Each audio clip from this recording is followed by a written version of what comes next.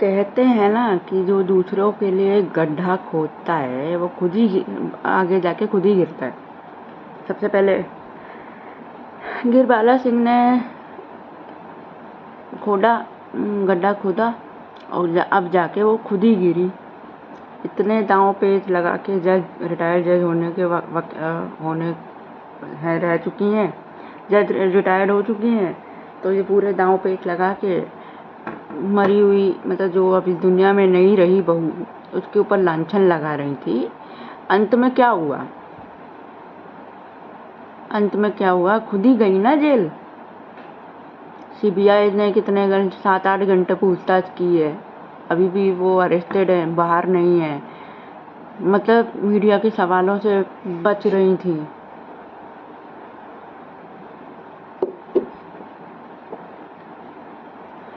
लांछन लगा रही थी उसके। अभी मैंने 2 दिन पहले एक वीडियो देखा, छोटा सा वीडियो था, क्लिप था इंस्टाग्राम पे, और शादी वाले दिन भी ये गिरबाला सिंह जो है पूरी नौटंकी कर रही थी कि पता नहीं कितने, फिर जो लड़की के रिलेटिव फूफा, उसकी बुआ के हस्बैंड, उन्होंने कुछ बातचीत करके उनको समझाया कितने, कुछ 20 लाख या कितने लाख रुपए की डिमांड कर रही थी शादी के दिन ही। ये तो हाल है, कहती हैं। और ये क्या जज रही होंगी, क्या अपने टाइम पे वकील रही होंगी, हैं क्या पता भाई। ये तो जो लोग इनोसेंट रहे होंगे, जो सच्चे रहे होंगे, ये उनके ऊपर भी झूठा ही इल्जाम लगाती रही होगी भाई। पता नहीं ये जज कैसे बन गई, वकील, फिर उसके बाद जज बना, कैसे बन गई भगवान ही जाने। अब तो भाई मेरे पौधे मर जाएंगे मीडिया के सामने। एक रोने का नौटंकी ऐसा कर रही थी, मतलब एक आंसू नहीं दिख रहा, और चेहरे पे एक, मतलब जो दर्द होता है ना कि भाई मेरी बहू मर गई, ये हो गया, एक जरा सा भी दर्द नहीं था। और अभी भी अरेस्ट होने के बाद भी कोई शिकवा ही नहीं है उसको, मतलब मीडिया के सामने हंस रही है। अरे भाई तेरे चक्कर में तेरे लड़के का करियर चला गया, तेरे बड़े बेटे की जिंदगी खराब हो गई। तूने तो सोचा कि तेरे 2 बेटे हैं, तेरे हिसाब से चलेंगे, तू तो ये इस तरीके से करेगी।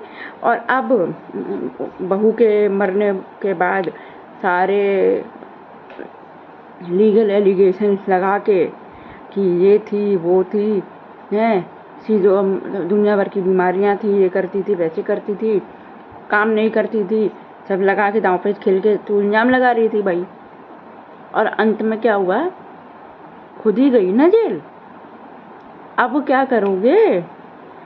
पोस्टमार्टम में तो दुनिया भर की चोटें सामने आई हैं, पता नहीं कहाँ कहाँ चोट लगी है, उसको मारा है। अरे यार तुझे शर्म नहीं आई औरत होके? तू पागल हो गई है क्या भाई? तो मैं तो कहूँगी इसका लड़का अगर बड़े वाला नहीं गिरफ्तार होता है तो अपने इसके लड़के को कहूँगी इसे भाई किसी डॉक्टर को दिखा दे अगर ये बाहर आ जाती है, वरना ये तो पता नहीं कितने लोगों की जिंदगी खराब कर देगी। ये पागल हो गई है।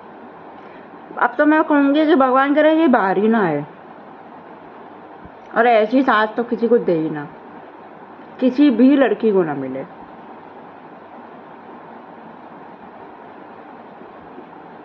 ये हंसी आ रही है मुझे कि इतनी, आखिर ये ऐसे, अरे मेरे पौधे मर जाते, पौधे अब नहीं मरेंगे, अब तो आप गई जेल में गई, तो अब क्या होगा पौधों में? माली तो आपने लगाया नहीं था। करिए जितना जो खेल खेल रही थी, भगवान भी देखता है कि कौन कितना सच्चा है कितना झूठा है। क्या चाह रही थी? यही चाह रही थी ना, भगवान ने भी अपना दिखा दिया। देर कुछ ही दिन लगे, बेटे ने खुद ही सरेंडर कर दिया। ये पूरे दुनिया भर के खेल खेल रही थी कि इनको ना ये बच जाएं। अब क्या करेंगे, अब भगवान करे आप तो बाहर ही ना है। और मैं कहूँगी भाई, तो ये जो सो कॉल ममाज बॉय होते हैं ना, इनको भी कहूँगी, ये जो ना हर बात पे तुम लोग अपनी माँ पे विश्वास करते हो और अपनी बीवी को नहीं सुनते हो ना, ये छोड़ दो, वरना सारी ज़िंदगी अकेले रह जाओगे। लड़की नहीं टिकेगी तुम्हारे साथ। और अगर माँ के पल्लू से ही बंधे रहना रहता है ना, तो शादी भी मत किया करो, चाहे वो अरेंज हो चाहे लव मैरिज हो, ठीक है।